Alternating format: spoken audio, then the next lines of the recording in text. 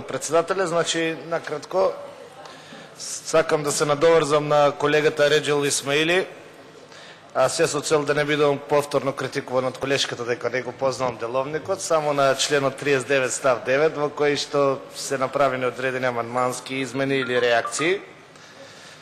Значи да појасниме со попрости зборови за да не разберат луѓето, бидејќи околу овој член така се крене на фама дека не знам малцинството ќе одлучува во спротивно на волјата на мнозинството.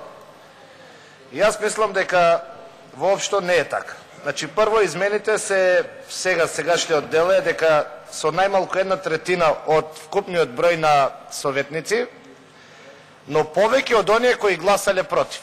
Што значи во пракса тоа? Ако некој општински совет има, например, 21 член, 1/3 од членовите е некаде 7-8 советници. Значи, со 8 гласови за може да биде донесен урбанистичкиот, измените на урбанистичкиот план, меѓутоа се заборава да се каже дека треба да има најмалку 7 против, или пак да има барем 4 присутни други советници, за да може Советот полноправно да одлучува, т.е. да има кворум за работа.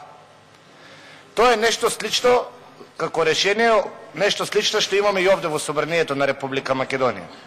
Значи, за законите за кои се потребни 62 гласа, не се тоа потребни сите гласови да бидат за, туку потребно е 62 пратеници да гласат како би Собранието имало кворум за работа.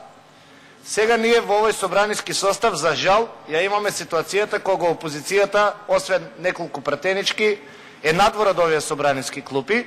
Меѓутоа, во минатиот состав сме имале многу закони кои што биле донесени со 50, 55, 45 гласа, меѓутоа и со 20 гласови од страна на опозицијата. На тој начин се исполнети и двата услови. Едниот услов дека е потребно да има 62 пратеника за да имаме мнозинство за работа, значи да може Собранието полноправно да одлучува. И вториот услов е дека е потребно минимум 1/3 од пратениците да гласале за.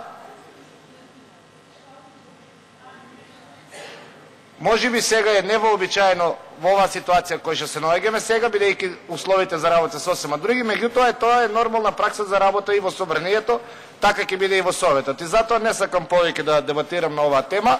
Мислам дека се е јасно, кристално јасно, меѓутоа целта ми беше да им појаснам на граѓаните дека никогаш не може малцинството да одлучува во интерес на мнозинството. Барем такви се правилата на демократијата и кај нас и секаде во светот. Благодарам.